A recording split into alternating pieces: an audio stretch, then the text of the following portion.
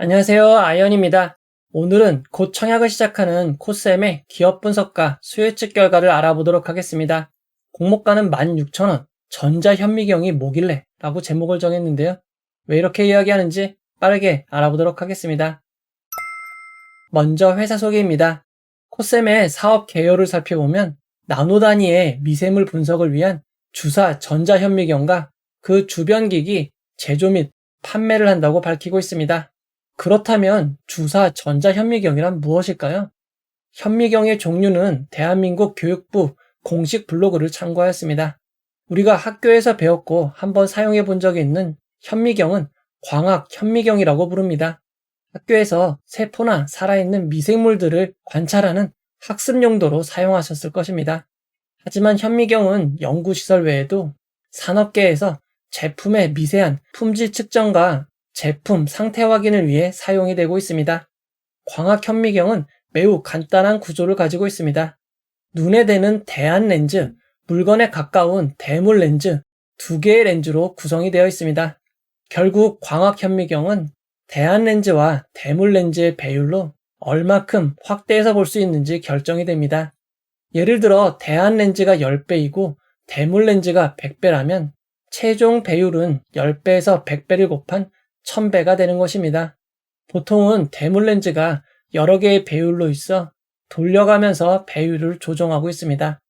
40배에서는 세포 내부가 제대로 보이지 않지만 100배, 400배, 1000배로 배율을 높여갈수록 세포 내부를 조금 더 자세히 관찰할 수 있게 된 것입니다.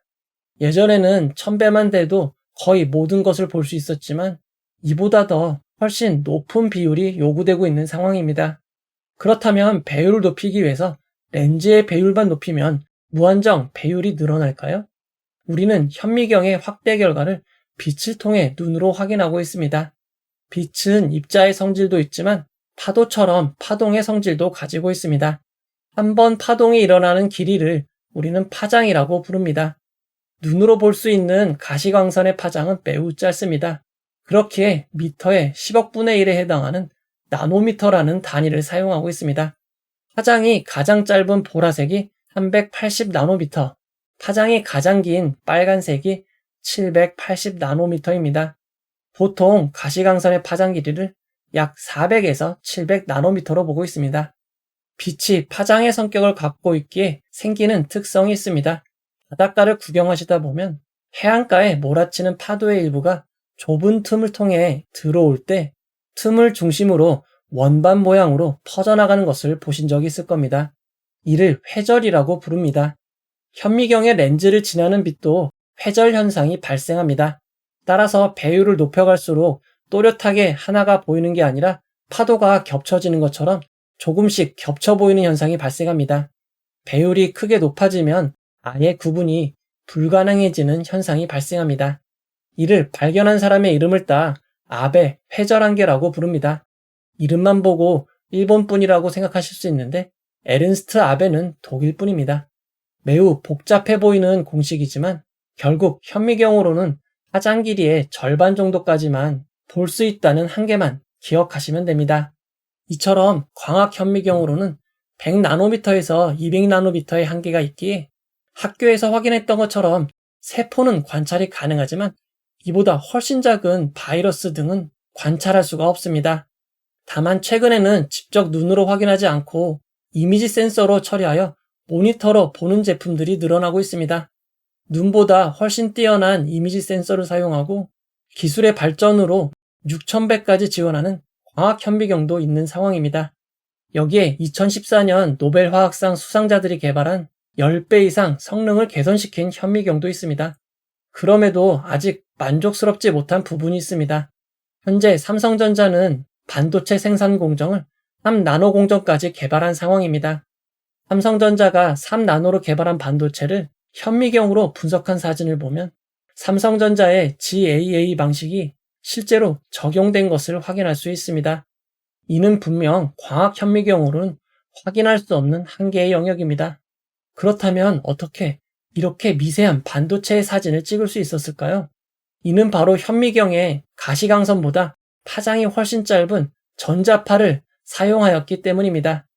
상대적으로 파장이 긴 가시광선보다 훨씬 짧은 전자파를 사용하여 한계를 극단적으로 낮추었고, 그에 따라 바이러스와 같은 매우 작은 것들도 확인할 수 있었습니다.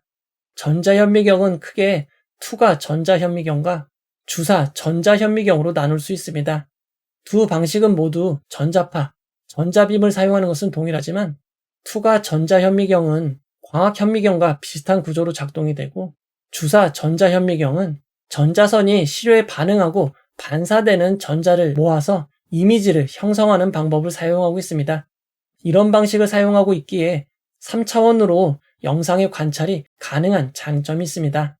정리를 해보면 가시광선을 사용하는 광학현미경은 약 1000배의 최고 배율을 가지지만 전자현미경은 전자선을 사용하여 약 100만 배에서 200만 배까지 관찰이 가능한 특성이 있습니다. 다만 전자선을 사용하고 있기에 일반 환경이 아닌 진공에서 사용을 해야 하고, 에너지가 매우 강한 전자선을 사용하기에 살아있는 시료를 관찰하는 것은 불가능합니다. 또한 전자선에 반응을 해야 하기에 중금속이나 금 등으로 코팅을 해야 사용할 수밖에 없습니다. 우리가 흔히 현미경이라고 하면 광학현미경을 떠올렸겠지만 광학현미경 외에도 현미경의 종류는 많습니다. 이 중 코셈은 전자현미경 중 주사전자현미경 SEM을 개발하는 업체입니다. 전자현미경은 반도체, 생명공학, 재료과학, 나노과학 등에서 연구용 및 산업용으로 사용이 되고 있습니다. 그리고 타 산업에 비해 경기 변동에 민감하지 않은 특성이 있습니다. 전체 현미경 시장은 연 7.7% 성장할 것으로 기대되고 있고, 전자현미경 시장이 45%로 가장 많은 비중을 차지하고 있습니다. 2028년에는 46.37%로 늘어날 것으로 전망되고 있습니다. 전자현미경 시장은 폭발적으로 성장하는 시장은 아니지만 꾸준히 성장하고 있는 시장으로 보시면 됩니다. 코셈의 품목별 매출 내역을 살펴보면 주사 전자현미경과 주변기기를 판매하고 있는 것을 확인할 수 있습니다. 코셈의 제품은 테이블탑 제품과 노멀 제품으로 나뉩니다. 코셈의 테이블탑 제품은 약 15만 배의 성능을 제공하고 있고 공간 활용도와 가성비를 맞춘 제품입니다. 일반 제품과 크기를 비교해 보시면 테이블탑 제품은 40cm, 60cm, 55cm이고 일반 제품은 64cm, 68.2cm, 143cm로 매우 큰 것을 알 수 있습니다. 그 외 부가기기로는 이온 밀러가 있습니다. 전자빔은 두꺼운 물체를 통과할 수 없기에 전자현미경을 사용하려면 물체를 얇게 만들어주는 장치가 필요합니다. 실제 물체를 물리적으로 갈아서 얇게 만드는 경우도 있지만 코셈의 이온 밀러를 사용하면 단 한 번의 공정으로 깨끗하게 단면이 처리되는 것을 확인할 수 있습니다. 이어서 시장 점유율을 알아보도록 하겠습니다. 전체 주사전자 현미경 시장 점유율 현황을 살펴보면 유명 글로벌 기업들이 과점을 하고 있는 상황을 알 수 있습니다. 이미 기술력과 지명도가 높은 기업들이 차지하고 있는 시장이기에 코셈이 자리 잡기는 쉽지 않아 보이지만 코셈의 주력 제품인 작은 크기의 테이블탑 제품으로만 한정하면 코셈의 매출은 약 5위권 수준입니다.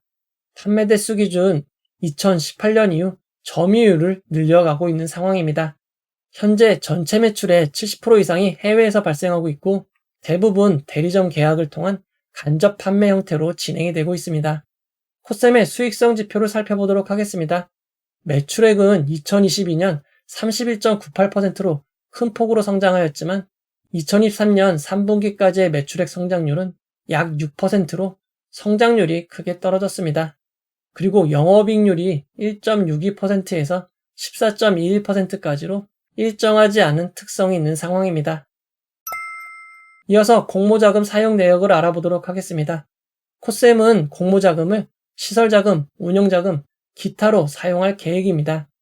기타 자금은 신제품 개발을 위한 연구 개발 자금으로 전액 사용이 됩니다. 그리고 운영자금은 해외 시장을 직접 진출하기 위해 중국, 미국, 유럽에 투자할 계획입니다. 이어서 공모가 산정 내역을 알아보도록 하겠습니다. 코셈의 공모가 산정을 위해 국내에 상장된 5개 회사 파크 시스템스, 엑시콘, 엔시스, 넥스틴, 이노메트리를 선정하였습니다. 5개 회사에 2023년 11월 16일부터 2023년 12월 15일까지의 주가를 참고하여 기준 주가를 산정하였습니다. 그런데 여기에는 오류가 있습니다. 엔시스 넥스틴 이노메트리의 기준 주가가 해당 기간 주가와는 무관한 숫자들이 적혀 있는 것입니다.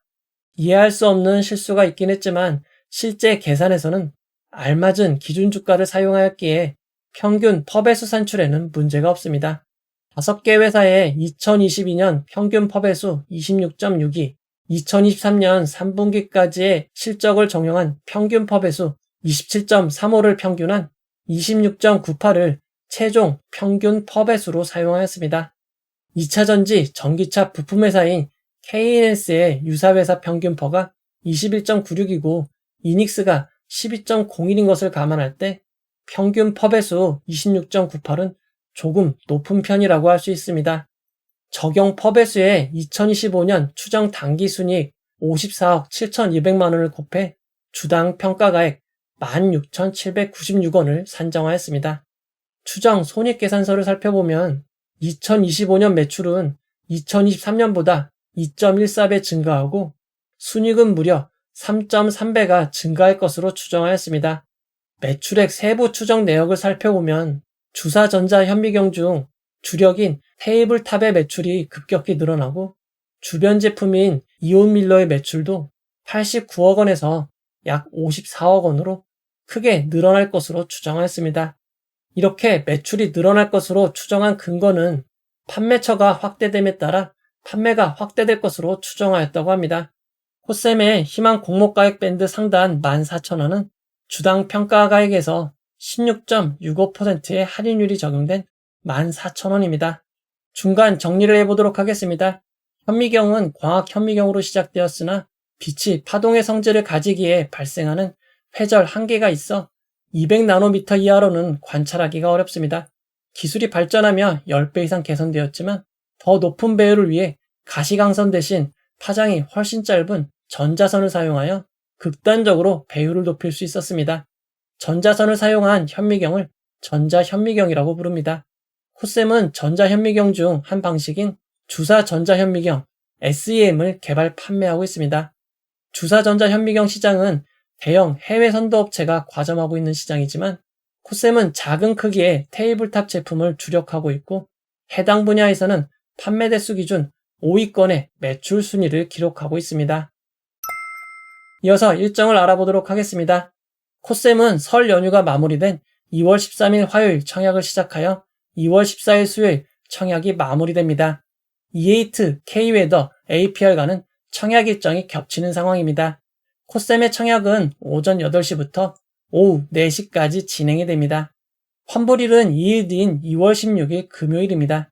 증권사에 공지된 상장 일정을 참고하면 상장 예정일은 2월 23일 금요일입니다. 이미 E8 상장일이 2월 23일로 예정되어 있기에 코셈은 E8와 동시상장으로 진행될 예정입니다. 수급이 분산되는 도시상장인 점이 코셈의 단점이 될 것 같습니다. 이어서 기관투자자 수요예측 결과입니다. 코셈의 공모가는 기관투자자 수요예측 결과를 통해 공모 희망가액 밴드 상단 14,000원보다 14.29% 높은 16,000원으로 결정이 되었습니다. 코셈의 수요예측에는 2022개의 업체가 참여하여 경쟁률 1267.60대 1을 기록하였습니다. 업체 수에 비해 경쟁률이 조금 낮아 보일 수 있겠지만 이는 허수성 청약 방지가 적용이 되어 그렇습니다. 먼저 2023년 6월 말 이후 수요예측에 참여한 기관수를 비교해보면 코셈의 수요예측에 참여한 기관수는 상당히 많은 편임을 알 수 있습니다. 이어서 수요예측 분포를 살펴보면 기관 투자자들의 수요예측은 밴드 상단 초과에 몰려 있습니다. 수요예측 분포를 건수 기준 그래프로 살펴보면 상단 초과가 거의 대부분인 99.8%, 상단이 0.2%입니다. 중간, 하단, 하단 미만에는 단 한 건의 분포도 없습니다. 좀 더 자세히 수요예측 분포를 살펴보면 공모가로 정해진 16,000원을 초과한 수요예측이 무려 99.11%나 됩니다. 이런 점을 고려할 때 공모가가 16,000원으로 결정이 된 것은 그나마 다행이라고 할 수 있습니다. 이어서 수요예측에서 가장 중요한 의무보유 가격을 살펴보도록 하겠습니다. 기관 투자자들의 의무보유 가격은 건수 기준 8.9%, 수량 기준 10.04%를 기록하였습니다. 수량 기준 기간별 의무보유 확약을 살펴보면 가장 긴 6개월이 3.01%, 3개월이 3.83%, 1개월이 2.24%, 15일이 0.96%입니다. 장기인 6개월 3개월이 단기인 1개월 15일보다 조금 더 많은 상황입니다. 코셈의 의무보유 확약 수치를 2023년 의무보유 확약 신청과 비교해보면 해당 기간 평균 9.61%보다 조금 더 높은 것을 알 수 있습니다. 코셈의 의무보유 확약은 진영 메가터치보다 높고 워트, 마이크로트 나노보다는 조금 적은 의무보유 확약입니다. 기관 투자자 수요 예측 결과를 경쟁률과 의무보유 확약의 좌표로 나타내면 코셈은 경쟁률이 매우 높고 의무보유 확약도 평균 정도 수준임을 알 수 있습니다. 좀 더 정확한 비교를 위해 허수성 수요 예측 방지 이후 수요 예측 중 비슷한 규모인 빅텐츠, SY 스틸텍, 우진엔텍과 비교해 볼 때 우진엔텍보다는 조금 낮은 결과이지만 빅텐츠, SY 스틸텍보다는 훨씬 좋은 결과임을 알 수 있습니다. 이어서 청약정보와 청약증권사를 알아보도록 하겠습니다. 코셈은 이번 공모에서 우리사주조합에 5%의 주식을 배정하였습니다. 코셈은 전 직원 43명의 회사이고 평균 군속뉴스가 4.66년도로 짧지 않은 편입니다. 우리사주조합 1인당 배정된 평균 주식수는 약 698주이고 공모가 기준 금액으로는 1,395만원이 됩니다. 배정 규모가 아주 큰 편은 아닙니다. 이어서 일반 청약자 배정 규모를 알아보도록 하겠습니다.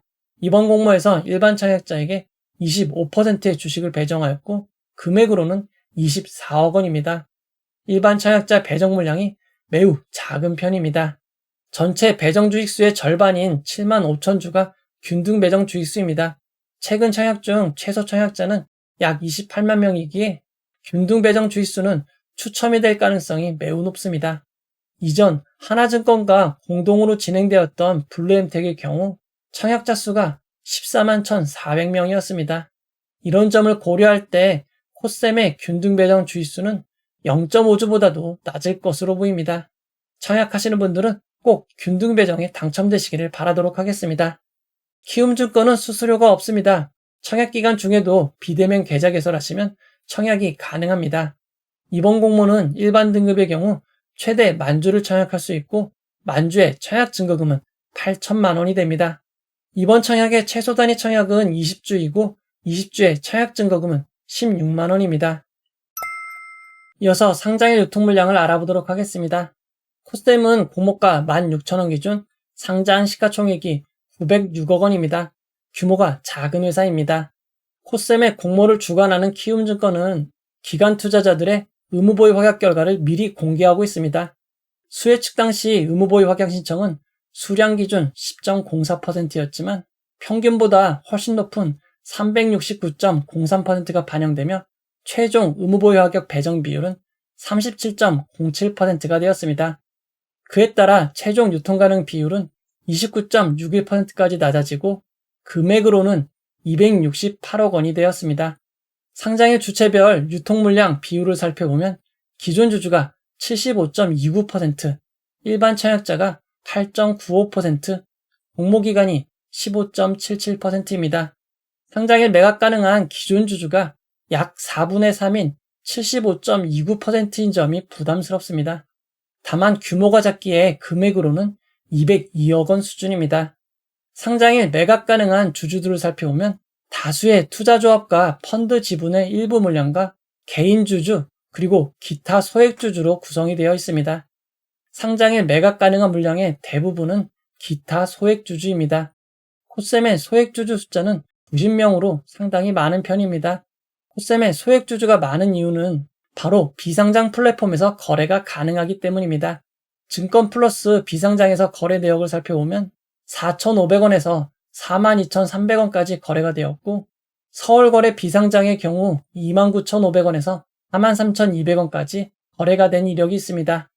최근 거래가는 모두 공모가보다 크게 높은 상황입니다. 코셈은 상장 이후 유통 가능한 물량이 늘어납니다. 특히 1개월, 3개월의 경우 매각 가능한 지분이 크게 증가하므로 주의하시기 바랍니다. 코셈은 임직원에게 부여된 스톡옵션 주식 매수 선택권이 있습니다. 행사된 수량도 상당히 많지만 아직 행사되지 않은 수량도 있습니다. 하지만 남은 물량은 상장일로부터 2년 의무 보유를 해야 하기에 상장 직후에는 영향을 주지 못할 것 같습니다.